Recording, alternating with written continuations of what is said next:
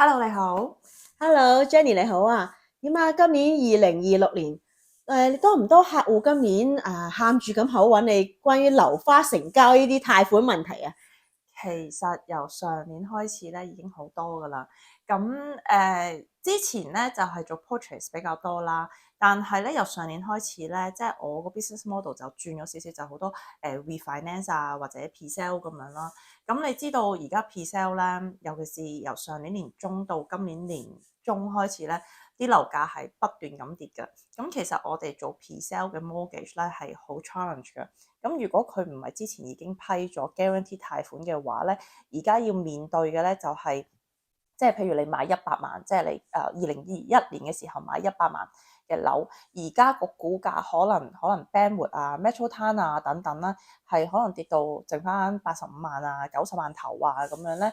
咁如果你個首期預得唔鬆動嘅時候咧，可能淨係預20% 首期嘅時候咧，你就會面對你唔夠錢成交啦，因為銀行係會用你估價，即係而家現有估計嘅價錢，而唔係你買樓嘅價錢係借俾你嘅。咁即係話，如果你間樓跌到得翻80萬咁樣，咁佢就會即係用80萬嘅八成，即係你如果批到八成嘅話啦，如果80萬嘅八成，即係64萬嚟借俾你，咁就唔係用100萬嘅八成，即係80萬嚟借俾你咯。咁嗰個差距係真係好多，差咗成十幾萬嘅。咁如果你係揾唔到嗰十幾萬，即係你冇 extra 嘅十幾萬，或者你冇咁多嘅 savings 嘅話咧，咁你就會面對你違約嘅風險咯，咁就會好嚴重嘅後果。咁點算？即係好似當年97年嗰時嗰啲負資產係咪啊？係啊，即係你其實你都未成交已經負資產緊咯。咁其實係好痛苦嘅，即係我啲客人即係嚟到個個都係好唔開心啊，或者好想解決啦，因為其實冇人想咁樣噶嘛。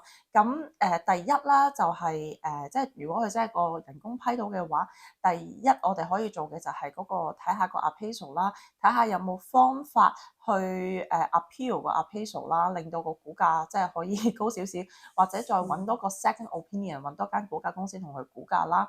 又或者係如果好好彩嘅話，仲有啲銀行係可以佢有啲電腦 generate 咗個 number，等你哋唔使去再估價嘅時候咧，我哋都會嘗試一切嘅方法咯。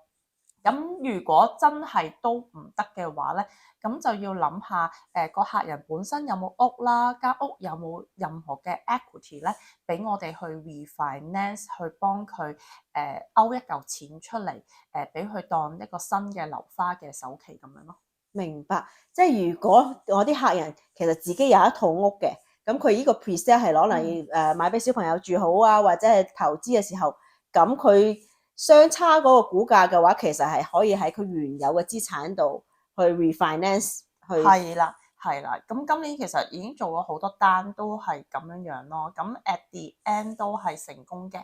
咁係啦，即係首先要有 equity 咯，同埋最緊要係你買屋嘅時候，即係你落 pre-sale 嘅時候，你其實係唔可以咁，即係個預算唔可以咁緊咯。你要諗下有冇，即係如果去到啲即係突然間個 economy 好似而家咁，突然間單槍嘅時候，你有冇 extra 嘅錢去 cover 呢一部分咯？咁呢個都好緊要。咁萬一好多係首次置業嘅，佢就話：我唔中意買二手樓嘅，我就係幾年前有少少首期嘅時候，想買個 presale，到時等我結婚用啊點樣？而家突然間爭咗10萬、15萬，咁點算？我冇個原有嘅資產喺度，點樣去咁貸？你一係咧就揾爸爸媽媽啦，或者揾親人啦，睇下可唔可以俾多啲 gift down payment 你啦。咁二就係你睇下你本身有冇 personal loan 啊、line of credit 啊，可以借出嚟啦。但係要計埋嗰個債務入邊去計睇下你有冇呢個供款能力嘅。咁係得呢兩條路嘅啫。因為咧，其實貸款最難唔係話批唔到，即係唔係話揾唔到地方俾你批，而係最緊要個條件就係你個首期夠唔夠咯。即係如果呢個先天不足係首期唔夠嘅話咧，即係唔夠20%或者唔夠25%嘅情況之下咧，係冇人可以幫到你咯。呢個係最大嘅一個問題。OK，咁多謝今日 Jenny 姐姐幫我哋分享呢個 presale 嘅貸款嘅問題。咁我相信咧，嚟緊今年咧，應該仲有部分嗰啲developer 會成交㗎。咁如果你喺 presale 貸款上有任何問題困難嘅時候，你歡迎揾 Jenny 姐姐幫你解決啦。拜拜拜。